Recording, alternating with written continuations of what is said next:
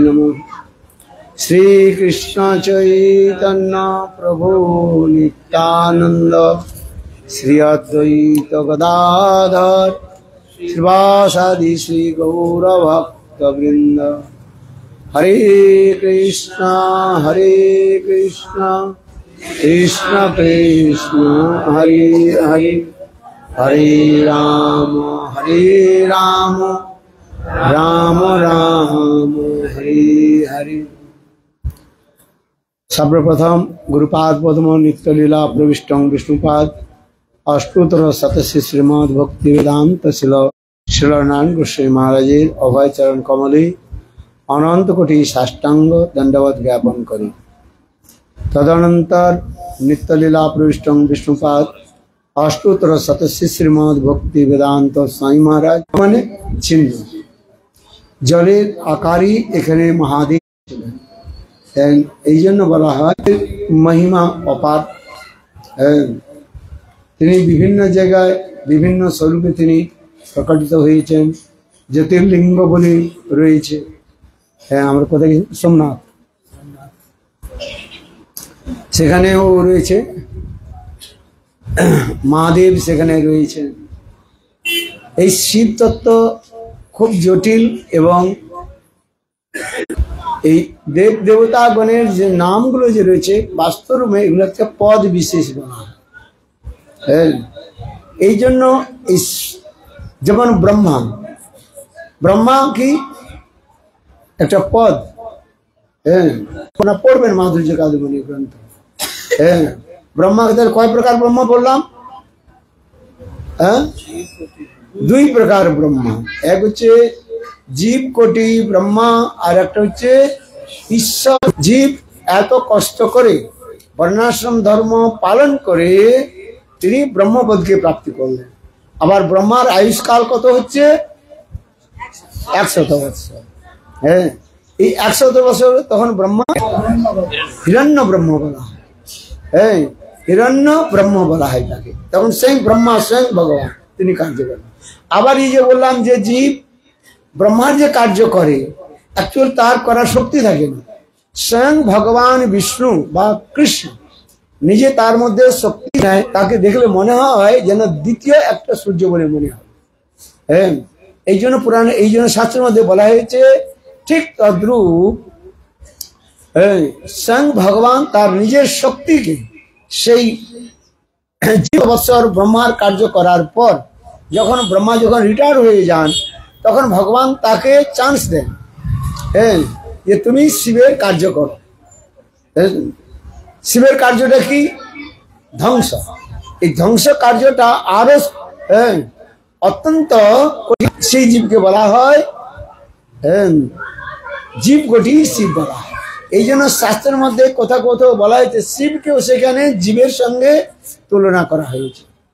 আবার কোনো কোনো কল্পে এইরূপ যোগ্য জীব পাওয়া যায় না তত্ত্ব। এই জন্য শিব ব্রতে আমরা ভোজন করি না, কি করি? নির্জলা ব্রত রাখতে। শাস্ত্রের মধ্যে বলা রয়েছে যেগুলো আশ্রয় তত্ত্ব হয় তার নির্জলা ব্রত করতে হয় না, আর যেখানে বিষ্ণু তত্ত্ব হয় আমরা সদাশিবে করি। এই জন্য যে অদ্বৈত আচার্য আমাদের ব্রত পালন করি, হ্যাঁ, অদ্বৈত সপ্তমী। সেই অদ্বৈত সপ্তমীতে কি থাকে? সেখানে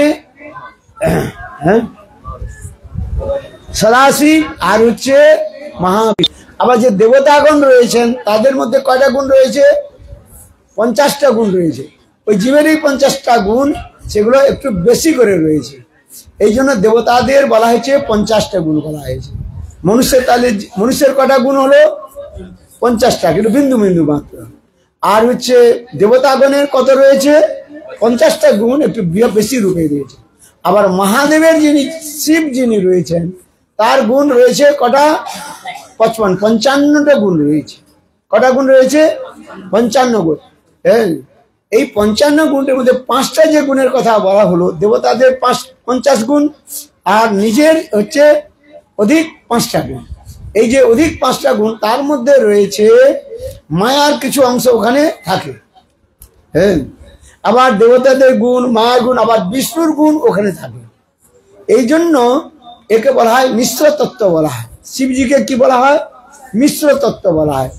এই জন্য শিবের এক নাম বলা হয় শঙ্কর। কি বলা হয়? শঙ্কর। শঙ্কর শব্দেরই অর্থ হয় মিশ্রণ। যেমন আমরা এই যে কাঁসর যে বাজাই, কাঁসর কোথায় দেখা হয়? এই কাঁসরটা যে বাজাই, এই কাঁসরের মধ্যে কি কি দিয়ে কাঁসর তৈরি হয় বলুন তো? এটা কি দিয়ে তৈরি হয়েছে? না, খুব ভারী। এই জন্যই এগুলোকে মিশ্রণ বলা হয়। ঠিক তদ্রূপ শিব তত্ত্ব বলা হয়েছে কি শঙ্কর তত্ত্ব বলা হয়। শঙ্কর মানে মিশ্রণ। অর্থাৎ দেবতাদের গুণ, মনুষ্যের এই দেবতাদের গুণ, বিষ্ণু গুণ সেখানে মিশ্রিত রয়েছে। এই জন্য একে বলা হয় মহাদেব ভগবান। কি বলুন তো? দেখুন এই যে গঙ্গা, আমরা গীতা বলি, কিন্তু গীতার প্রথম নাম হচ্ছে কি? গঙ্গা। গঙ্গা, গীতা, সাবিত্রী, সীতা, সত্তা, পতিব্রতা, ব্রহ্মা, বলি, ব্রহ্মবিদ্যা, ত্রিসন্ধ্যা, মুক্ত, গেহিনী, অর্ধমাত্রা, যত্র গীতা বিচারস্য পঠনং পঠনং তথা মদতে শ্রীকৃষ্ণ ভগবান শ্রী রাধয়া সহ। এই জন্য গীতার অপর নাম বলা হয় গঙ্গা। গঙ্গাতে আবার বলেছে গঙ্গাতে স্নান করলে পবিত্র হয়। আবার বলেছে বৈষ্ণব দর্শনে কি হয়? পবিত্র হয়। দর্শনে পবিত্র করো এই তোমার গুণ। সর্বশ্রেষ্ঠ বৈষ্ণব কে বলেন? কার নাম আছে? আপনার নাম আছে না আমার নাম আছে? হ্যাঁ, আপনার নাম আছে কি না? নাই। আর আমার নামও নেই। তাহলে কার নাম রয়েছে? বলো মহাদেব কি, শিবজি মহারাজ কি।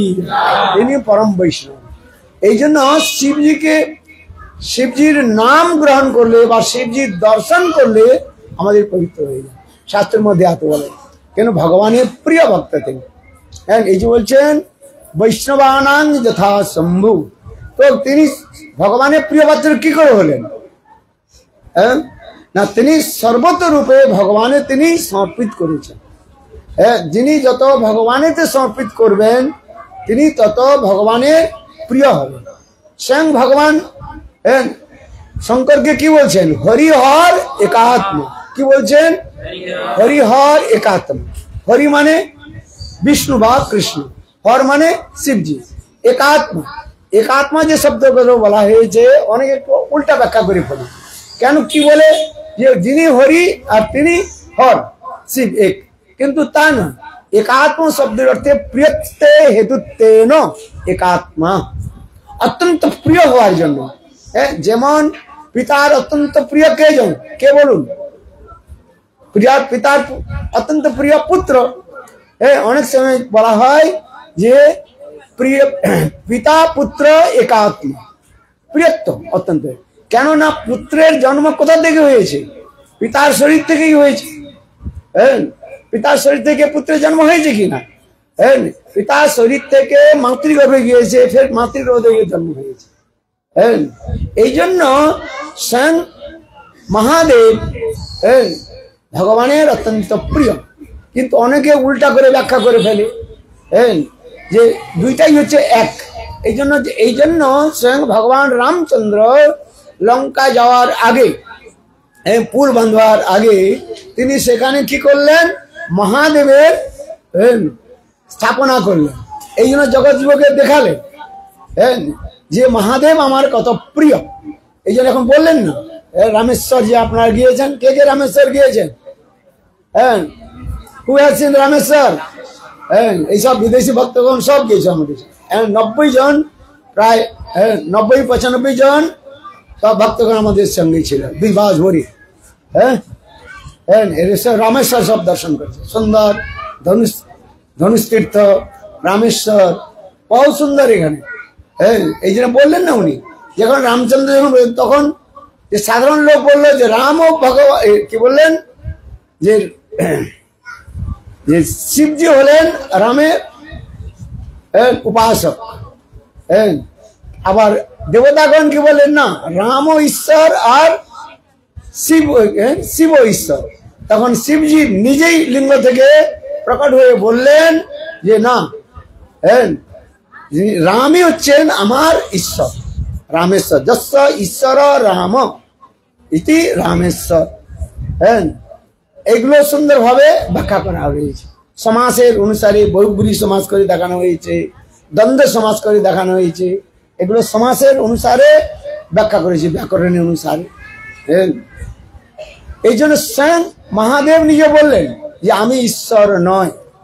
হ্যাঁ, এইগুলো ভাগবতের মধ্যে আবার বর্ণন রয়েছে। এক সময়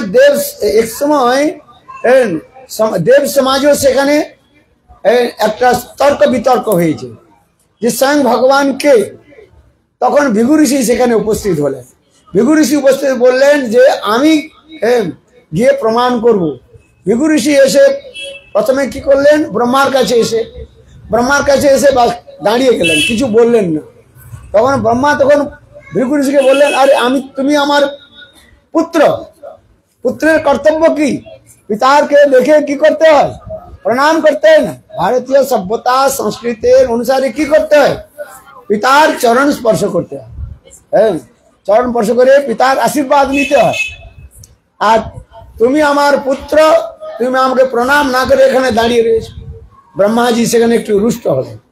তখন শিবজি বললেন, ব্রহ্মার মধ্যে রজগুণ রয়েছে, অভিমান রয়েছে যে আমি সৃষ্টিকর্তা। সৃষ্টি কিভাবে হয়? রজগুণের দ্বারা সৃষ্টি হয়। হ্যাঁ, তখনই বলেন ইনি ভগবান নয়। হ্যাঁ, বুঝতে পারছেন?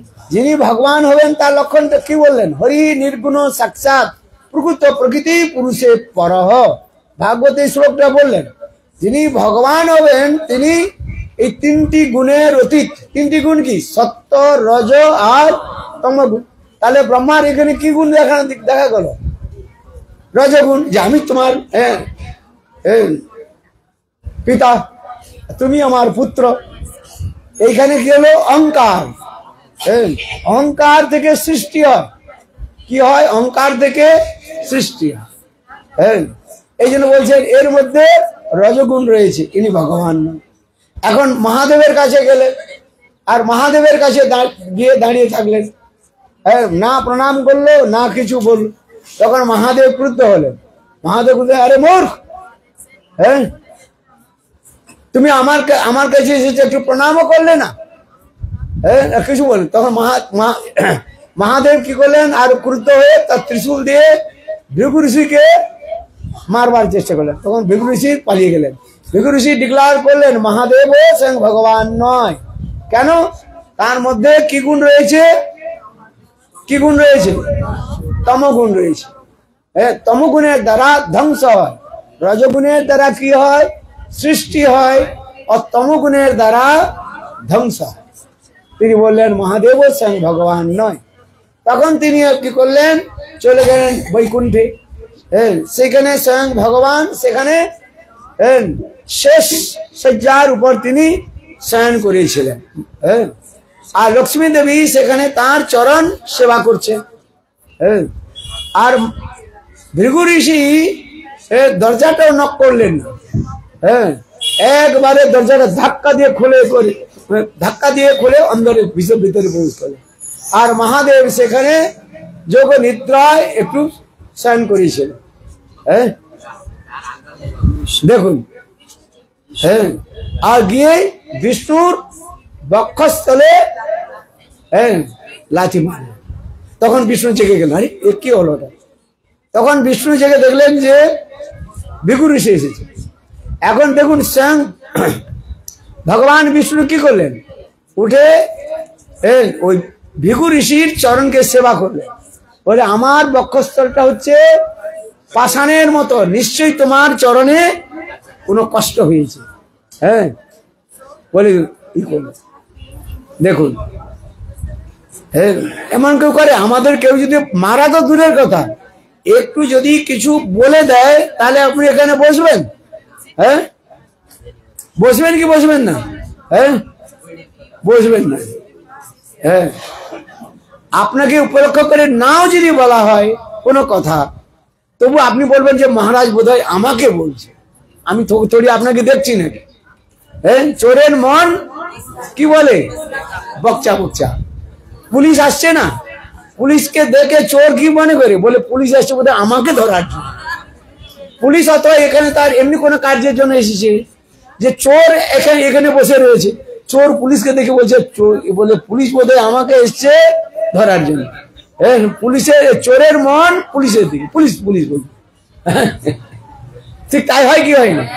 হ্যাঁ, আমি এই জন্য বলছি আপনাদের, আমি হয়তো কোনো ব্যক্তি বিশেষে কোনো কথা শাস্ত্রের অনুসারে বলা হয়, হ্যাঁ, বুঝতে পারছেন? যেমন কালকে বললাম যে আমাদের মালাটা চুরি হয়ে যায় বা মালাটা হারিয়ে যায়, মালাটা হারিয়ে যায় গেল মানে কি?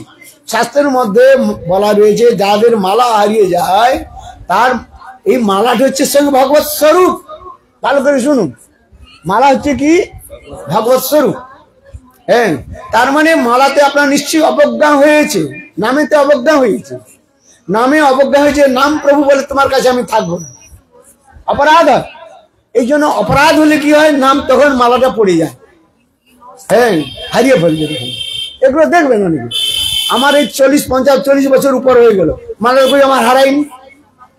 হ্যাঁ, গুরুদেব প্রথম থেকে যা দিয়েছেন, হ্যাঁ, তো মালা কেন আপনার হারিয়ে যাবে বলুন? এগুলো আপনাদের জানতে হবে, শাস্ত্রের মধ্যে রয়েছে এগুলো। হ্যাঁ, মালা হারিয়ে যাবে কেন? এই মালা হচ্ছে ভগবত স্বরূপ।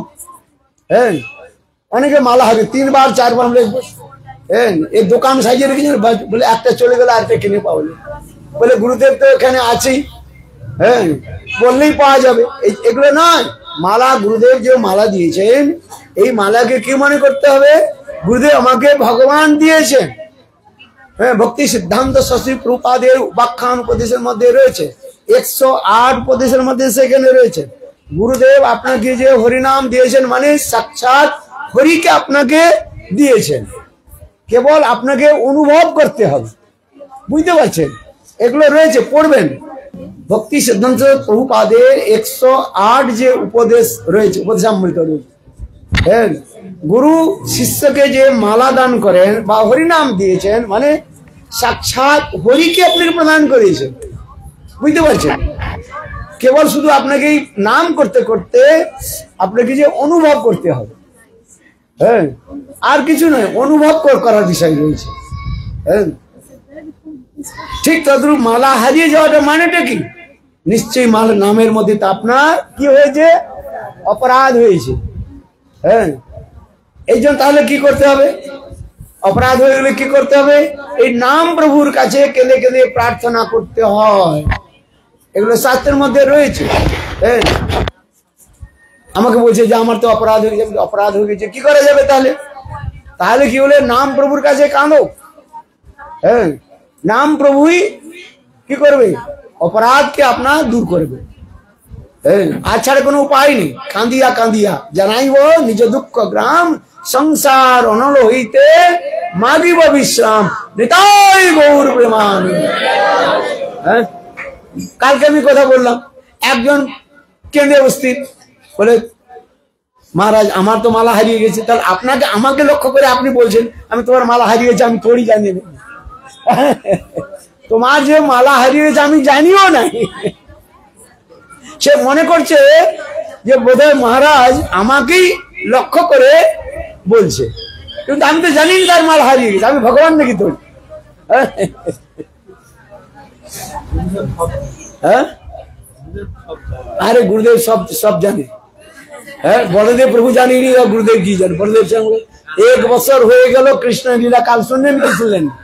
হ্যাঁ, গুরুদেব জানলেও সেখানে যোগমায়া সেখানে আচ্ছাদন রাখে।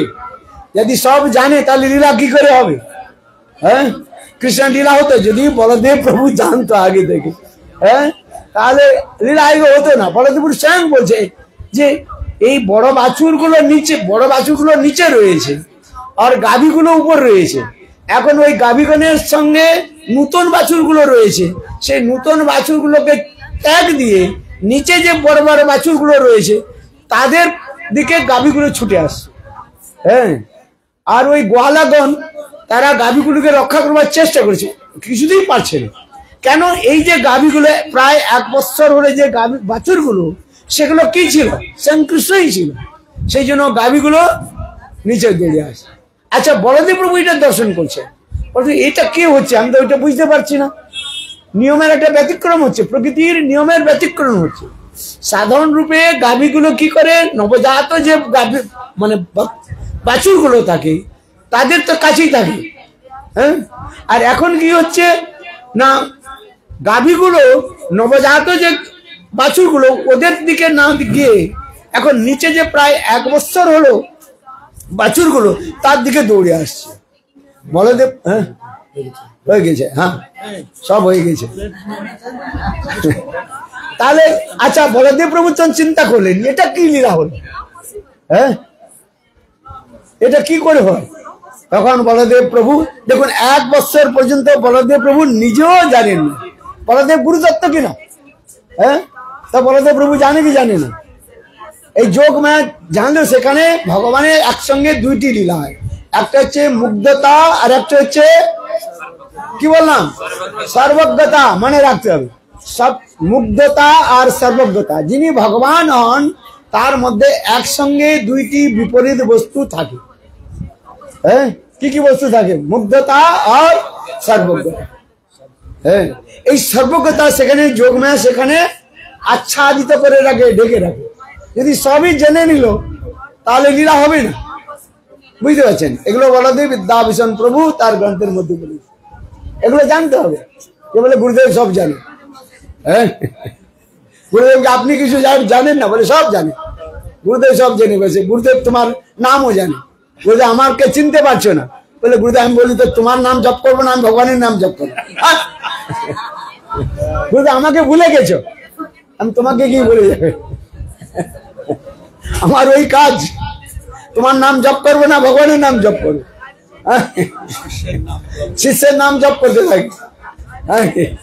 এই কাজ হচ্ছে গুরুর। গুরুর নাম হচ্ছে হরিনাম করা। হ্যাঁ, নাম অষ্টকালী লীলা স্মরণ করে গুরু না, তোমার লীলা কোথাও স্মরণ করো, শিষ্যের লীলা স্মরণ করো। শিষ্য এসে কেঁদে অস্থির, গুরুদেব আমার নামটা আপনি ভুলে গিয়েছে। আহা, কেঁদে অস্থির। আর শিষ্য কত বছর পরে এলো? 50 বছর পরে ফিরে এসে গুরুদেব আমাকে ভুলে গেছে। সত্যি সত্যি গুরুদেব যখন আমেরিকাতে ছিলেন, একজন মহিলা, হ্যাঁ সে গুরুদেবের কাছ থেকে কবে মালা নিয়েছিল? প্রায় 20 বছর আগে মথুরাতে। গুরুদেব যখন আমেরিকাতে নিউ ইয়র্কে গিয়েছেন, এখন গুরুদেবের কাছে প্রণাম করছে। এখন তখন গুরুদেব বলছে তোমার কি নাম? সে কেঁদে অস্থির একবার। গুরুদেব এইটুকু জিজ্ঞাসা করছে তোমার কি নাম? গুরুদেব আমাকে ভুলে গিয়েছে। হ্যাঁ, আমার নামটা আপনি স্মরণ রাখেন নাই। হ্যাঁ, বলে কোথায়? বলে মথুরাতে আমি গিয়েছিলাম আজ থেকে 20 বছর আগে। তখন তার আগে পিছে কোনো গুরুদেবের সঙ্গে কোনো সম্বন্ধ নেই। আরে বীজ বীজে আলে আসা যার করে তবে তো, হ্যাঁ তাহলে কোনো সম্বন্ধই নেই। তো গুরুদেব কি করবে? গুরুদেব আমি তোমার নাম জপ করবো না, হরি নাম করবো? তো ওই রকম হয় সব। যাক, এই জন্য মহাদেবের কথাই যে আমরা বললাম, আসুন অনেক কথা হলো। হ্যাঁ, মহাদেব তত্ত্ব অত্যন্ত সুন্দর ভগবানের। এই জন্য ভগবান বিষ্ণু, হ্যাঁ সেইখানে ভৃগু ঋষি কি করলেন? বললেন স্বয়ং ভগবান বিষ্ণু হচ্ছেন স্বয়ং ভগবান। কেন? ভগবান হচ্ছে সত্য রজত তমগুণের অতীত। হ্যাঁ, আবার একটা কথা যেখানে লক্ষ্মী দেবী সেখানে রয়েছে।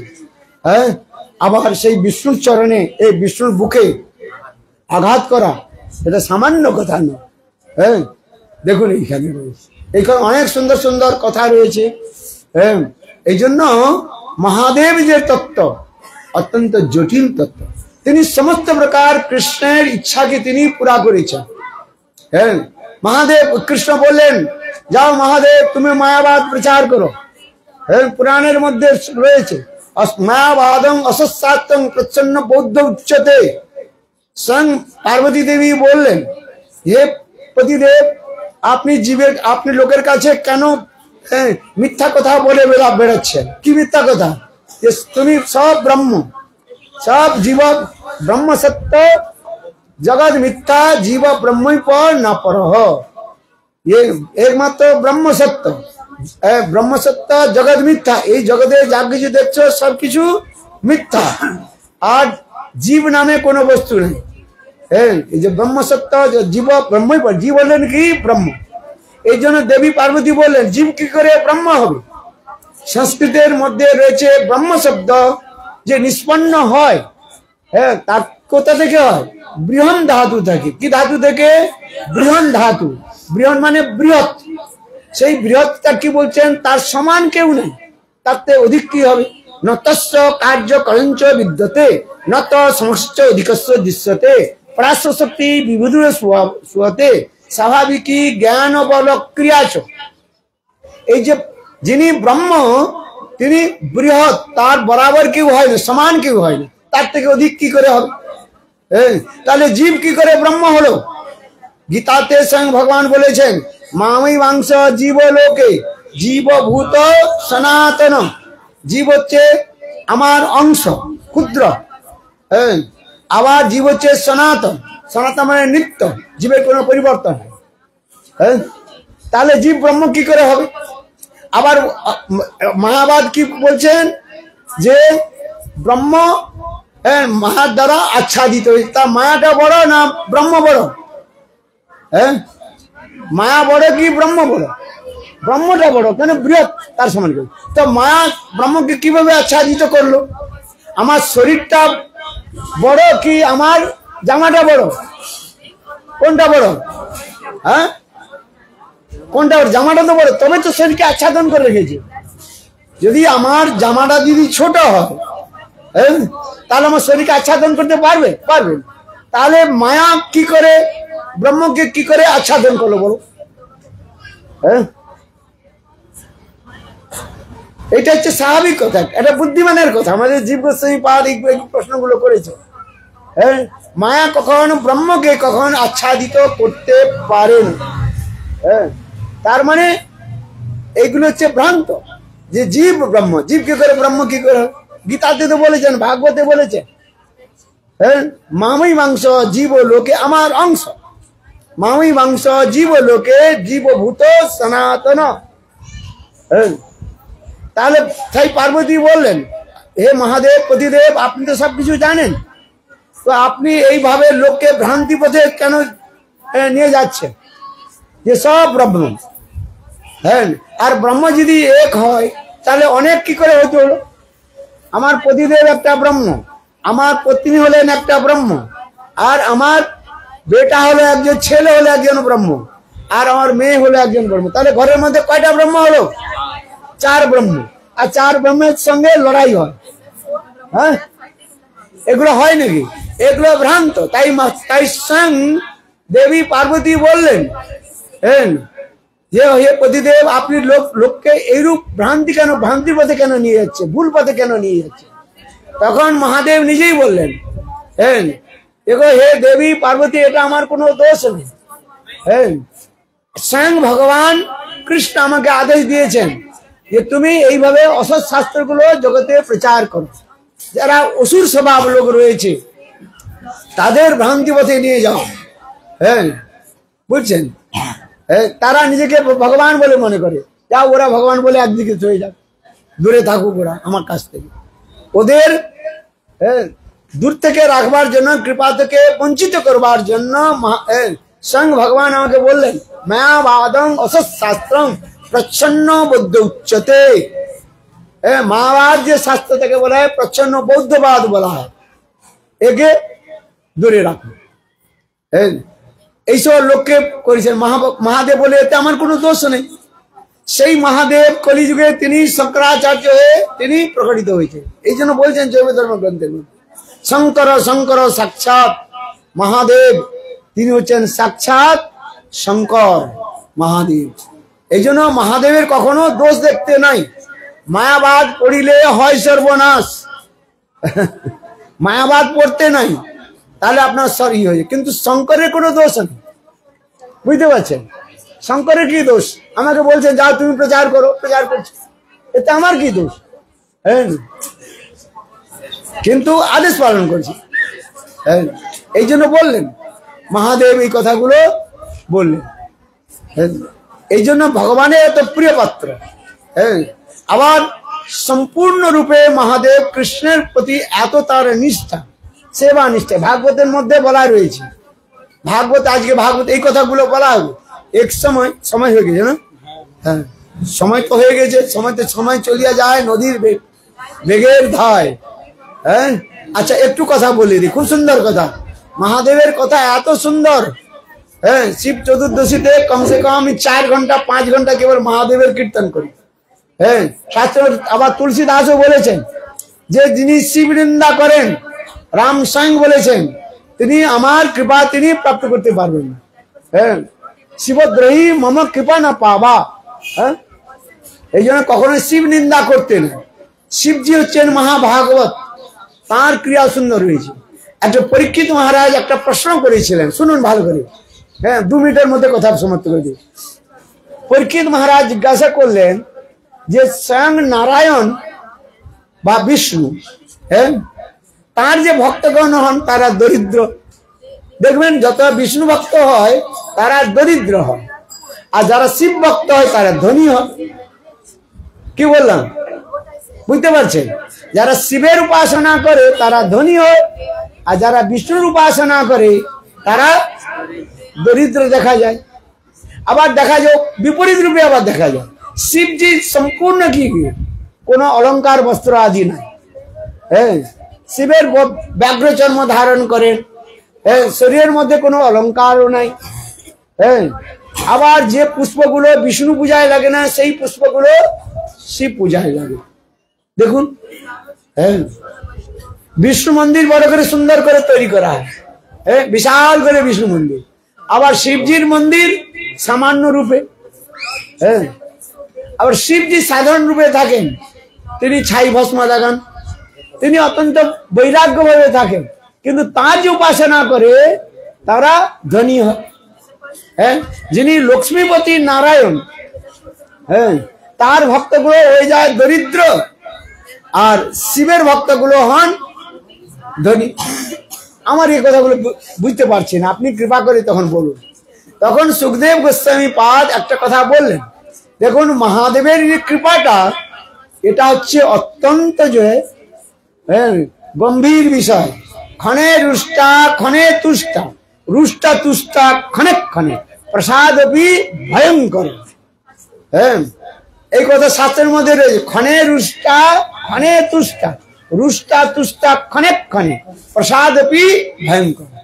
যিনি খুব তাড়াতাড়ি রেগে যান আবার তাড়াতাড়ি প্রসন্ন হয়ে যান, তার কৃপাটা হচ্ছে কি ভয়ঙ্কর হয়। বুঝতে পারছেন? হ্যাঁ, সেটা কি বুঝতে পারলাম না। তখন বলে সুখদেব গোস্বামী একটা প্রসঙ্গ সুন্দর উপাখ্যান দিলেন। হ্যাঁ, একজন অসুর ছিল, তার নাম ছিল বৃকাসুর, পরে নাম হয় ভস্মাসুর। প্রথমে কি তার নাম ছিল? বৃকাসুর। তিনি সেই বৃকাসুর ভ্রমণ করতে করতে একবার কৈলাসে গিয়েছে। কৈলাসে তখন মহাদেবজি পার্বতীর সঙ্গে বসে হরিকথা কীর্তন করছেন। পার্বতী দেখতে খুব সুন্দরী ছিলেন। পার্বতী দেখতে সুন্দরী তো। হ্যাঁ, এখন পার্বতী মহাদেবের কাছে রয়েছে। আবার ওই বৃকাসুরকে দেখলো যে মহাদেব কাছে কি থাকে? ত্রিশূল থাকে। দেখুন ধন সম্পত্তি কিছু নাই, তবু মহাদেব কি নিয়ে বসে থাকেন? ত্রিশূল নিয়ে বসে থাকেন। হ্যাঁ, আরে বৈরাগ্য বেশি, বৈরাগ্যের ব্যক্তির দরকার কি? ত্রিশূল দরকার কি? কিন্তু ত্রিশূল নিয়ে বসে আছে। হ্যাঁ, হনুমানের কি দরকার? হনুমানের হাতে কি থাকে? গদা থাকে। হ্যাঁ, থাকে কি থাকেন? দেখুন ওইখানে। এখন বৃকাসুর মনে মনে চিন্তা করলো, এই দেবী পার্বতী দেখতে খুব সুন্দর, একে আমাকে কি করতে হবে? কিডন্যাপ করতে হবে, হরণ করতে হবে। এই অসুর ব্যক্তির লোকের এই সকল প্রবৃত্তি রয়েছে, পরস্ত্রী হরণ করবার বৃত্তি তাদের মধ্যে রয়েছে। Stupid nonsense rascal. হ্যাঁ, এখন মনে মনে চিন্তা করলো, শিবজি এখানে রয়েছেন, আবার ত্রিশূল রয়েছে, তাহলে দেবী পার্বতী হরণ করা যাবে না। একটা বুদ্ধি করা যায়, কি করে শিবজিকে মারা যায়। এই জন্য বাংলায় বলে না, তোমার নড়া এমনি বলে, তোমার শিল তোমার নড়া আর ভাঙবো তোমার দাঁতের গোড়া। এই জন্য মনে মনে চিন্তা করলেন, এ শিবজি তোমার কাছে বর নিয়ে তোমাকে মারবো আর তোমারই পত্নীকে আমি হরণ করবো। হ্যাঁ, এখন কি করছেন উনি? এখন এই সংক্ষেপে বলছে, সময় বেশি হয়ে গেছে না, বারবার জয় দিচ্ছেন, মানে কি ছেড়ে দাও। কিন্তু শিবের মহাদেবের কথা এত সুন্দর, হ্যাঁ, ছাড়াই যায়নি। হ্যাঁ, মিঠাই এত পাওয়া যায় আর ছাড়া যায়নি। হ্যাঁ, এত সুন্দর মিষ্টি কথা। হ্যাঁ, এখন কি হয়েছে শুনুন, 2 মিনিটের মধ্যে কথা শেষ। এখন মহাদেব এই বিকাশুর কি করতে যজ্ঞ আরম্ভ করে দিয়েছে। এখন যজ্ঞে নমঃ শিবায় নমঃ শিবায়।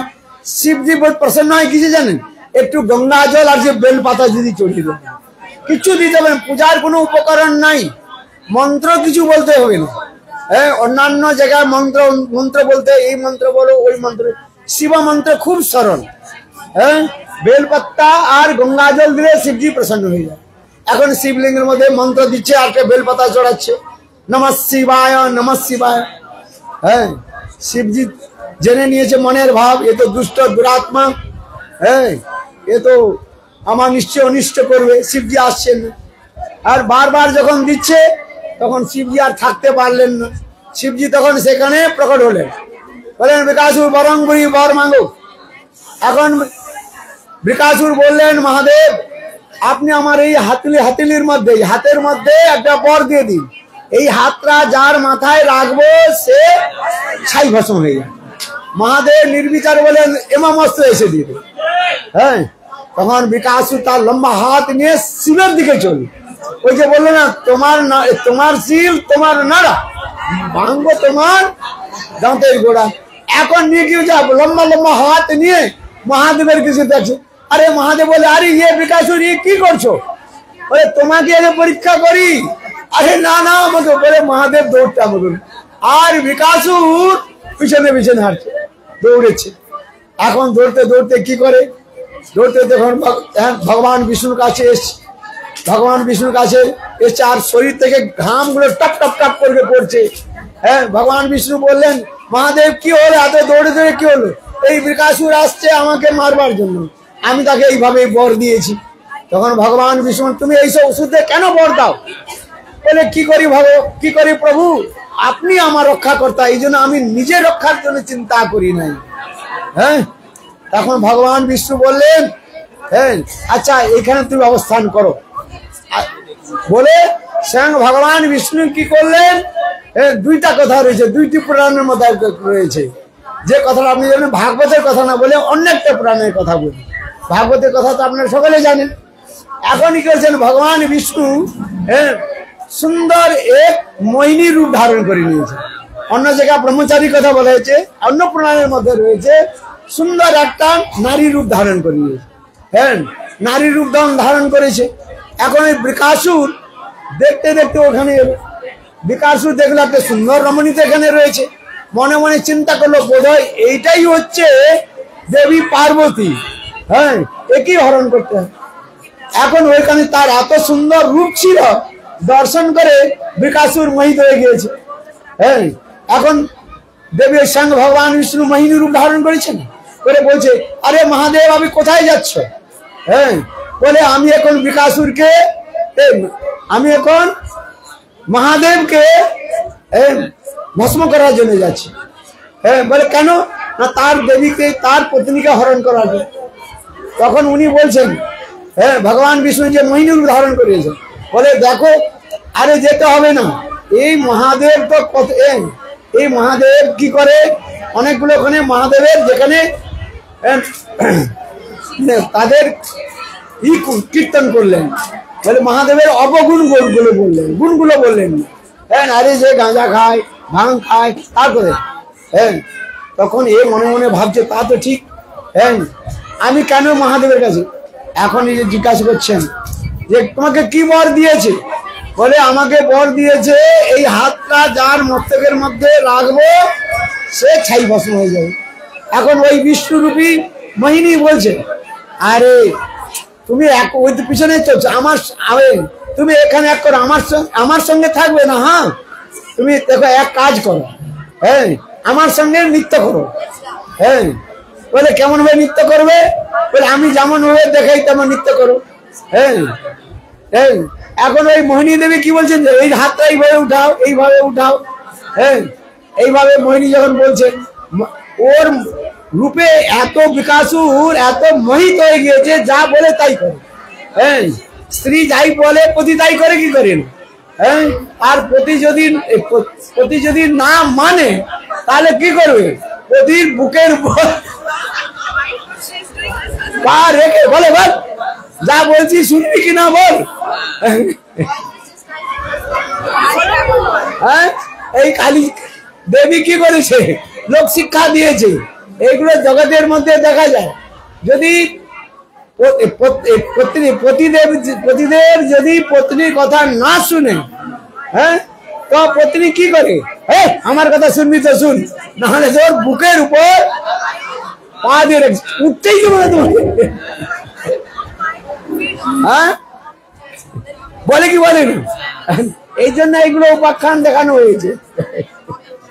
এখন ওই মোহিনী দেবী বলছে, বলে আচ্ছা আমার সঙ্গে তুমি নৃত্য করো। ধনী নাচ তো দেখি, ধনী নাচ তো দেখ, ধনী বলে খুব করে নাচো। বলে কিভাবে নাচবে? তখন ওই মোহিনী দেবী ওই বিকাশুরকে নৃত্য করা শিখাচ্ছে। বলে কি বলছে? ধনী নাচ তো দেখি, ধনী নাচ তো দেখি।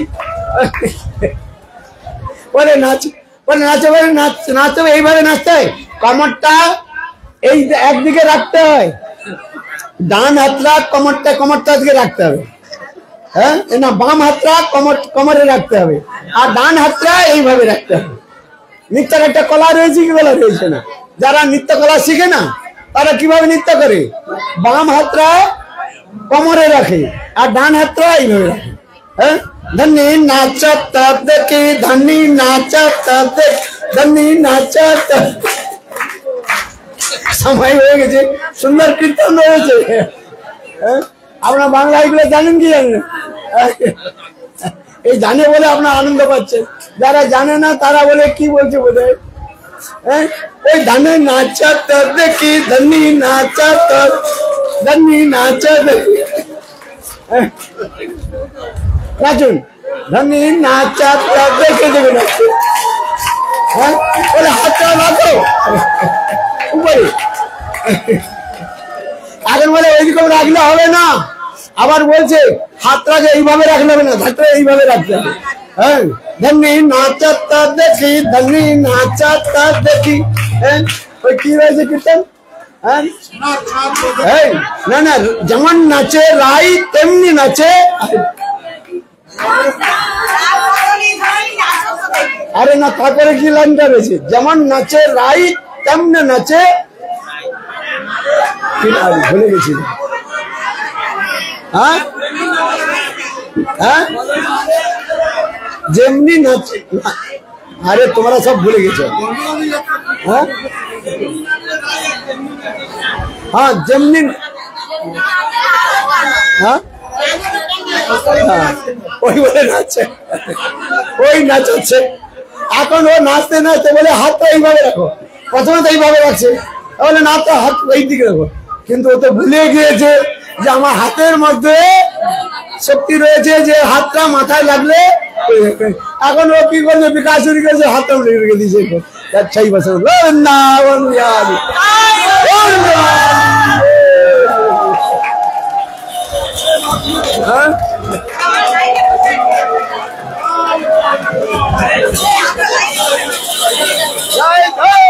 महादेव की बोलो सचिनंदन गौर हरि की, आनंद शिव ठाकुर की, भक्ति शिव महाराज की।